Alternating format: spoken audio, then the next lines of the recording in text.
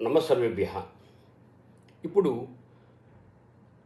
మనం కొన్ని సభలు నిర్వహించేటప్పుడు తీసుకోవాల్సినటువంటి జాగ్రత్తల గురించి సంగ్రహంగా చర్చించుకుందాం. ఇవి అందరికీ తెలిసిన విషయాలే. అయినా ఒక్కొక్కప్పుడు మనం కొన్ని పొరపాట్లు పడుతుంటాం, కొన్ని తప్పులు చేస్తుంటాం.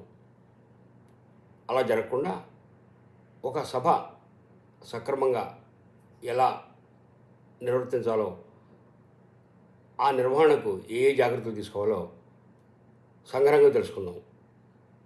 నేను కళాశాలలో పనిచేసేటప్పుడు కొన్ని సభల్లో పాల్గొన్నాను. అలాగే ఎన్నో జాతీయ అంతర్జాతీయ సభల్లో పాల్గొన్నాను. వాటిలో ఉండేటువంటి కొన్ని విశేషాలని చూసి అవన్నీ పోగు చేసి మీకు ముందు పెడుతున్నాను. ఇవి కేవలం సూచనలే. ఈ సూచనలు మనం పాటిస్తే సభా నిర్వహణ చాలా సులభం అవుతుంది. అవి ఏమిటో వరుసగా చూద్దాం. ముందుగా సభ ఎక్కడ జరుగుతుందో ఆ సభకు సంబంధించినటువంటి స్థలం, ఆ సభ నిర్వహించేటువంటి తేదీ, అలాగే సమయం, ఈ మూడింటిని మనం జాగ్రత్తగా అందరికీ తెలియజేయాలి. అది ఒకవేళ మనం నిర్వహించే చోటు చాలా పెద్దదిగా ఉన్నప్పుడు ఆ చోటులో ఏ ప్రదేశంలో జరుగుతుందో కూడా మనం జాగ్రత్తగా పొందుపరచాలి. దానివల్ల వచ్చేటువంటి వ్యక్తులకు ఎటువంటి ఇబ్బంది కలగదు. ఇక రెండో విషయానికి వస్తే, ఆ సభా నిర్వహణకు ప్రభుత్వం అనుమతి తీసుకోవాలి. ప్రభుత్వ అనుమతి ఉందా లేదా అనేటువంటి విషయాన్ని మనం క్షుణ్ణంగా గమనించాలి. ఒకప్పుడు మనం అన్నీ అనుకున్నాక ప్రభుత్వం ఒప్పుకోకపోతే ఆ సభ జరగదు.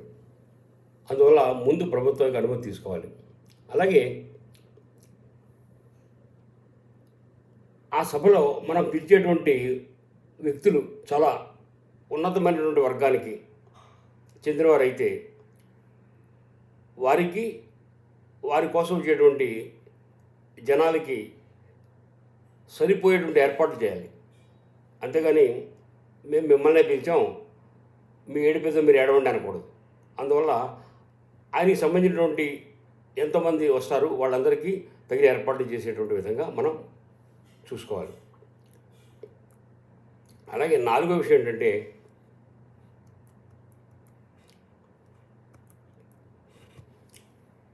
ఆ సభలో మాట్లాడే వాళ్ళ యొక్క పేర్లు ఉంటాయి, అది జాగ్రత్తగా రాసుకోవాలి.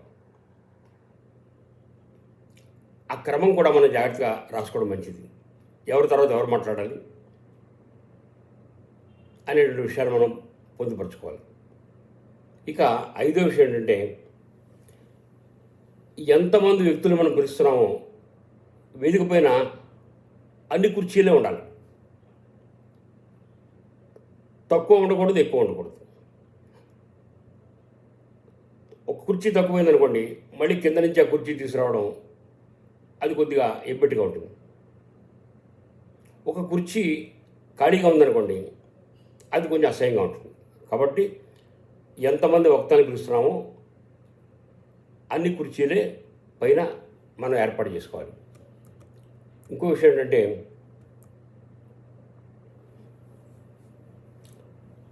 ఒకటి కానీ, రెండు కానీ, మూడు కానీ మైకులు అమర్చుకోవాలి. ఒకే మైకి పెట్టి ఆ మైకుతోటి అందరినీ సరిపెట్టాలని అనుకోకూడదు. అవసరాన్ని బట్టి మైకులు వాళ్ళకి దగ్గరగా పెట్టి ఆ సభ జాగ్రత్తగా అయ్యేలా చూడాలి. వక్తల ప్రసంగాల్ని పొందుపరుచుకునేటువంటి ఏర్పాటు చేయాలి. అంటే ఆ ప్రసంగాల్ని రికార్డు చేయడం కానీ, ఆ ప్రసంగాల్ని అందరికీ వినిపించేటువంటి విధంగా చేయడం కానీ ముందు మనం ఆ విషయంలో జాగ్రత్తగా ఉండాలి. ఆయన మాట్లాడుతుంటే ఎవరికి వినిపించకపోతే ఆ సభ వ్యర్థమవుతుంది.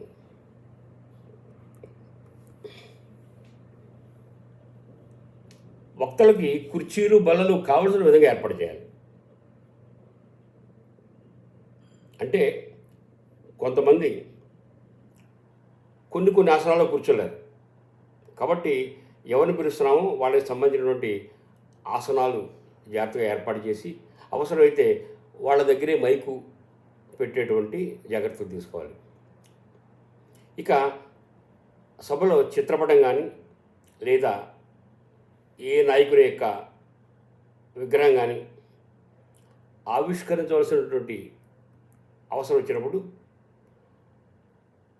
చాలా జాగరూకతతో ఉండాలి. ఆ ప్రదేశం గాలితోనూ వెలుతురుతో ఉండేలా చూడాలి. ఇంకా ఆ చిత్రపటానికి దండలు కానీ పూలమాలలు కానీ ఏదైనా సమర్పించాల్సి వస్తే అవి ఎంతమంది వేస్తారో అన్ని దండలు ఉండాలి, తక్కువ కాకూడదు. ఎందుకంటే వచ్చేటువంటి వ్యక్తులు ఎక్కువ మంది, దండలు తక్కువ మంది ఉంటే అది కొద్దిగా ఇబ్బెట్టిగా అనిపిస్తుంది. 10 మందిని పిలిస్తే 10 దండలు ఉండాలి. జాగ్రత్త కోసం 1-2 దండలు ఎక్కువ ఉన్నా పర్వాలేదు, కానీ దండలు తక్కువ కాకూడదు. ఆ విధంగా మనం జాగ్రత్త పడాలి. ఇక వేదిక పైకి పిలిచేటువంటి అతిథులకు ఎవరు దండ వేయాలో ముందే నిర్ణయించుకోవాలి.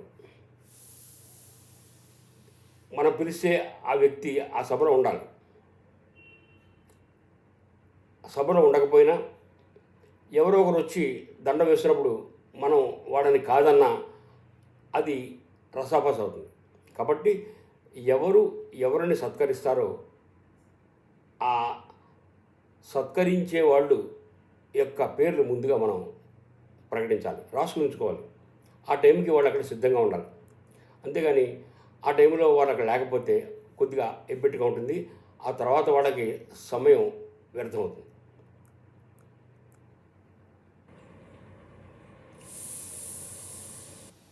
ఈ సభకు సంబంధించినటువంటి సమాచారం సేకరించడానికి చాలామంది వస్తారు, ప్రెస్ వాళ్ళు వస్తారు.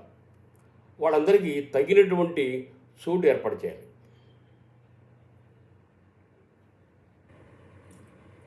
మేము పిలవలేదు కదా, మాకేం సంబంధం లేదు అనకూడదు.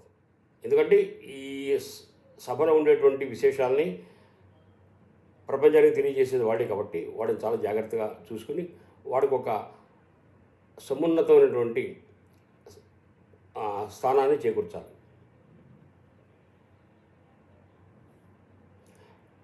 ఇంకో విషయం ఏంటంటే, సాధ్యమైనంతలో ఆడవాళ్ళకి మగవాళ్ళకి వేరువేరుగా సీటింగ్ అరేంజ్మెంట్ చేయాలి.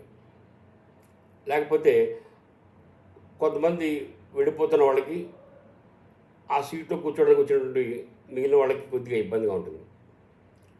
సాధ్యమైనంతలో ఆడవాళ్ళ సీటింగ్ వేరు, మగవాళ్ళ సీటింగ్ అరేంజ్మెంట్ వేరుగా చూసుకోవాలి. ఇక ప్రతి సభకి ప్రార్థన అనేది ఉంటుంది. ఆ ప్రార్థన చేసేవాళ్ళని ముందుగా మనం ఎంచుకోవాలి. ఎందువల్లంటే ఆ ప్రార్థన వాడు చేయగలిగిన వాళ్ళే ఉండాలి.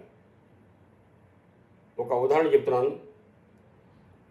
జనగణమన అనేటువంటిది ఒక వ్యక్తిని పాడమంటే ఎవడు పాడలేడు, 10 మందితో కొట్టుకుపోతాను. అందువల్ల ఒక ఆయన ఉచ్చాల జలది తరంగా అనడానికి ఉచ్చాల జరిగే తరంగా అన్నాడు. అలాగా అనేక ఉచ్చారణ దోషాలు వస్తుంటాయి. అందువల్ల ఆ ప్రార్థన చేసేవాళ్ళని ముందుగా ఎంపిక చేసి వాళ్ళ చేతనే ప్రార్థన చేయించాలి. ఎవరు పడితే వాళ్ళ చేత ప్రార్థన చేయించకూడదు. ఫోటోగ్రాఫర్లు ఉంటారు. ఆ ఫోటోగ్రాఫర్లకి తగినటువంటి స్థానం ఇవ్వాలి. వాళ్ళు సభాసదులకు అతిథులకు మధ్యలో ఉండేలా కాకుండా వాళ్ళకి ఒక విధమైనటువంటి స్థలం కేటాయిస్తే వాళ్ళు ఆ స్థలం నుంచి వాళ్ళ పని చేసుకుంటూ పోతారు. ఇక బయట నుంచి వచ్చేటువంటి సందేశాలు వినిపించడానికి ఒక వ్యక్తిని కేటాయించాలి. అలాగే కొంతమంది సందేశం అంతా వినిపించగా వాళ్ళ సందేశాన్ని ఒక ఫ్యాంప్లెట్ రూపంలో ప్రింట్ చేసి అది పంచమని అధ్యక్షుడికి ఇస్తారు. ఆ అధ్యక్షుడు ఆ ఫ్యాంప్లెట్ పంచడానికి తగినటువంటి ఏర్పాట్లు చేయాలి. అంతేగాని మీ సంగతి మీరు చూసుకోండి, అది మేము చేయమనకూడదు. ఎందువల్లంటే ఆయన ఆ విషయాన్ని పూర్తిగా కవర్ చేసేటువంటి సమయం లేకపోవడం చేత ఆ పాయింట్స్ మాత్రం ఒక కాగితం మీద ప్రింట్ చేసి అందరికీ ఇస్తారు. అది అందరికీ మనం పంచినట్లయితే ఆయన చెప్పేటువంటి విషయం అంతా అందరికీ అర్థమవుతుంది. ఇక ఆ సందేశానికి సంబంధించిన ప్రతులు జాగ్రత్తగా అందరికీ అందేలా చూడాలి. కొంతమందికి అందకపోయినా అది కొద్దిగా ఇబ్బందిగా ఉంటుంది.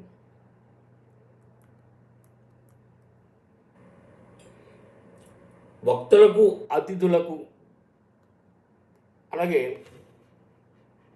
మిగిలిన వారికి ఏదైనా ఆహార పానీయాలు ఏర్పాట్లు ఉంటే అవి నిర్వహించడానికి కొంతమంది సిబ్బందిని కేటాయించాలి. లేకపోతే త్వరతక్కుడైపోతుంది, అసలు సభ జరగదు, అక్కడ అవే మిగులుతాయి.